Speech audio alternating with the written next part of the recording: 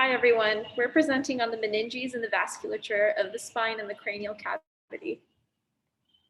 I'm Annabelle Alvarez. I'm Lucas Ellis. I'm Mandeep Kaur. I'm Helen Coe. And I'm Subi Sadas from Saxi. The meninges are the three membrane layers that envelop the brain and spinal cord. The order of the three layers from superficial to deep are the dura mater, the arachnoid, and the pia.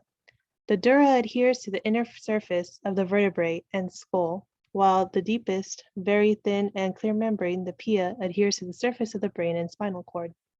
The arachnoid is a thin, wispy membrane that lies in between these two membranes.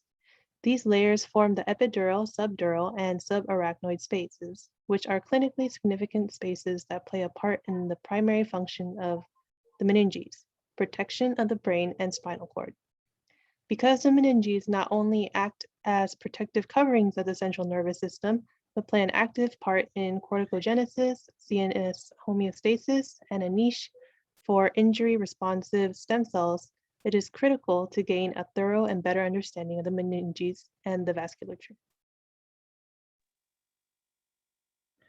So we will now begin with an overview on gross anatomy of the meninges and its vascular, along with a histological comparison of the meninges found among mammal and reptile species. The meningeal layer can be identified by three distinct regions, the most superficial layer being the dura mater, which there is a outer and inner dura, which is shown in the figure 1 image, the arachnoid mater, and the pia mater, which is inferior to the arachnoid mater and most deep, and not shown in the figure. The function of the meninges is to form a protective boundary for the central nervous system. Additionally, the dura mater is continuous with the CNS, thus forming the epineurium of the spinal cord. The vasculature, blood is supplied to the meninges via the ophthalmic and maxillary and vertebral arteries, all which originate from the internal and external carotid arteries and the vertebral artery. Next, we will now look at the histological slides of the mammal species. In figure 2, the image displays a histological slide of a human dura mater, which again is the most superficial layer of the meninges. The human meningeal layer contains more fibroblasts per unit area than the periosteal layer. Additionally, dural border cell, denoted as DBC, is irregularly thick and sinus. Lastly, large blood vessels are found in the periosteal layer, whereas small blood vessels are found in the meningeal and DBC layer. Moving on to the bovine dura mater, in figure 3, we can see that the dural layer is thinner than humans and fibroblasts are more organized.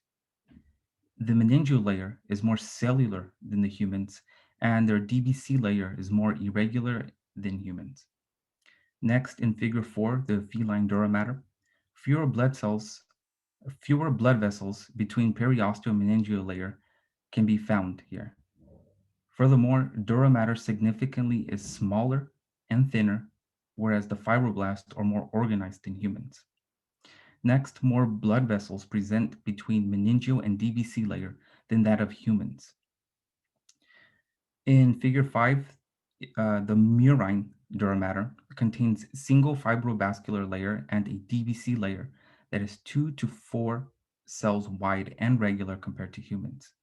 Their dura/meningeal layer is significantly smaller than humans. And lastly, it contains fewer fibroblasts and blood vessels throughout when compared to humans. And the last figure, 6, depicts a reptile dura mater, but unlike in mammals, reptiles only possess 2 meningeal layers instead of 3. They have a dura mater and a pia mater. Lastly, reptiles do not have an arachnoid mater nor a subarachnoid space filled with CSF.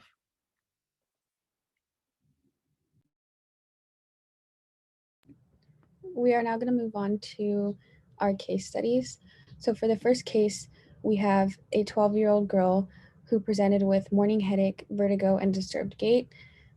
The exam showed unstable walking with disturbed tandem gait, nystagmus with fast fades towards right and slight right abducens nerve palsy.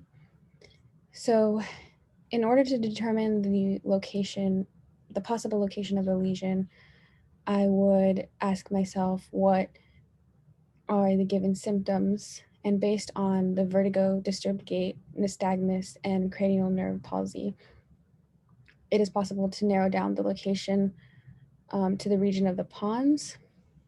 It would be difficult to determine the location of the cyst at the fourth ventricle, as you can see on the scan to the right, without a scan. And it's important to note that because the cyst is located on the fourth ventricle, some symptoms are similar to what would be present in hydrocephalus.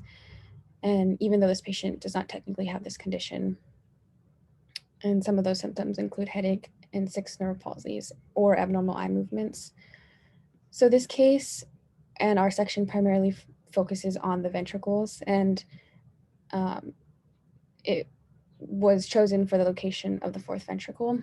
However, taking into account all that we have learned throughout the semester, it's possible to delve deeper into some of the additional symptoms present in the case, even though they weren't particularly covered in our section. So I would also ask myself, how does the slight abducens palsy come into play in this situation?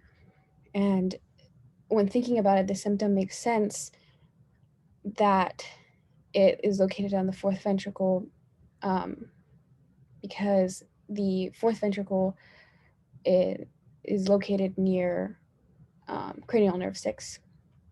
And based on what we learned, the fourth ventricle is located in the pons, and so is the abducens nerve. So it is likely that the lesion has begun to spread, causing some damage to the abducens nerves, which is a possibility. Another question I would wonder is, how does the nystagmus come into play? And given what we know about the location of the 4 vestibular nuclei on the lateral floor of the fourth ventricle, it is likely that the lesion is causing damage to this nuclei, which is resulting in the nystagmus that the patient is presenting with. Another question I would wonder is which nuclei are involved in the MLF pathway, just to review. And these are the medial and superior vestibular nuclei, and they give rise to the medial longitudinal fasciculus.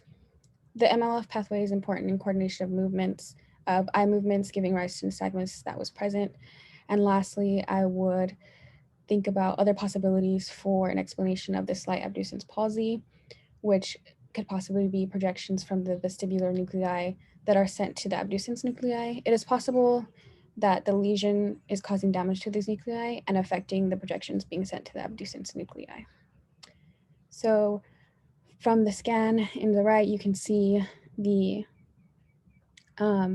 this figure in particular is projecting, or is demonstrating, the hypotense lesion in the fourth ventricle. So moving on to case number 2, which is a female patient who was born at 34.5 weeks with a head circumference at birth of 32 centimeters, which increased to 35 by day 20, and bilateral pleural effusions and respiratory distress. And on day 19, this individual had bulging fontanelles and mild hypertonia. And the scans are shown to the left, and the brain MRI revealed communicating hydrocephalus and intraventricular hemorrhage in the lateral and third ventricles. So the first question I would have asked myself without these scans is, given the signs and measurements from above, and the fact that the patient was born prematurely, what is the likely location of the lesion? And one of the major indicators of where the lesion is located is the increase in head circumference from birth to day 20. Based on what we have learned in lecture, an increase in head circumference in neonates is the result of the skull expanding to reduce elevated intracranial pressure. Another indication of the condition / location of the lesion is the bulging fontanelles, which also indicates elevated intracranial pressure. Another question I would ask myself is, what is found within the ventricles that produce CSF? And from what we have learned, choroid plexus is the highly folded material that secretes the CSF. And the CSF is important because it surrounds and suspends the brain and forms a protective layer around it to reduce the strain that the force of gravity has on it. And this is important because blockages can cause conditions known as hydrocephalus, as a certain form of hydrocephalus is present in this case. And hydrocephalus is the abnormal circulation causing CSF pressure to rise and ventricles to expand. And common signs and symptoms of this condition include papilledema, decreased level of consciousness, and decreased vision. And lastly, I would ask myself, what is the other form of hydrocephalus not present in this particular case, based on what we have learned from lecture? And this hydrocephalus would be non-communicating hydrocephalus, and it's actually the most common form and results from the obstruction of flow in the ventricular system, and it could be caused by a lesion or tumor blocking the fourth ventricle.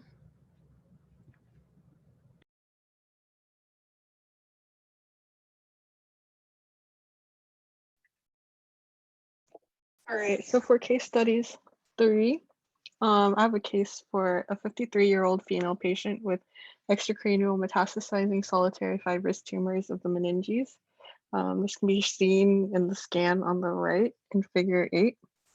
You can see opacifications in her occiput region, primarily her right occiput, and protruding onto her left occipital region.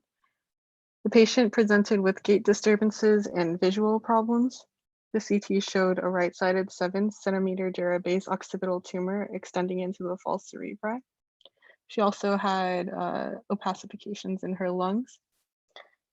In case number 4, we have a 52-year-old female with nasal discharge of CSF fluid secondary to bacterial meningitis showing bone defect in the nasal passage.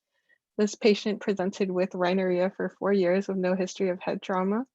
And they also had nasal discharge, which was positive for beta-2 transferrin, a protein found in CSF, which also led to the discovery of a bacterial meningitis infection within the patient's system.